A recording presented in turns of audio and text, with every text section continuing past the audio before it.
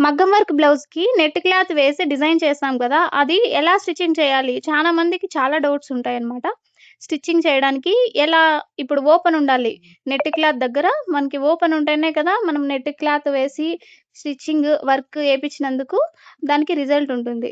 So, ఈ net క్లాత్‌ని తప్పించి మనము లైనింగ్ వేసి ఎలా స్టిచ్చింగ్ జేసుకోవాలో మనం ఈ వీడియోలో చూస్తున్నామనమాట. ఈ వీడియోలో చూడండి. ఇప్పుడు ఫ్రంట్ సైడ్ వేసాము. ఈ డిజైన్ నెట్ క్లాత్ తప్పించి ఇలా స్టిచ్చింగ్ చేసి చూపిస్తున్నాను చూడండి. అదే బ్యాక్ సైడు అండ్ స్లీవ్స్ అంతా ఎలా స్టిచ్చింగ్ చేసుకోవాలి బ్లౌజ్ మొత్తము, అదంతా మీకు వీడియో చేసి పెట్టాను. కింది సైడు లింక్ ఇచ్చాను చూడండి.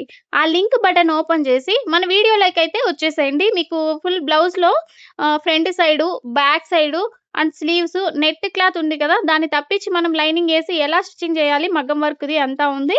ఈ డిజైన్ మీకు నచ్చితే తప్పకుండా ఒక లైక్ చేయండి. స్టిచ్చింగ్ చేసి ఇప్పుడు చూపిస్తాను చూడండి. బ్లౌజ్ చాలా బ్యూటిఫుల్‌గా ఉంది డిజైన్ అయితే.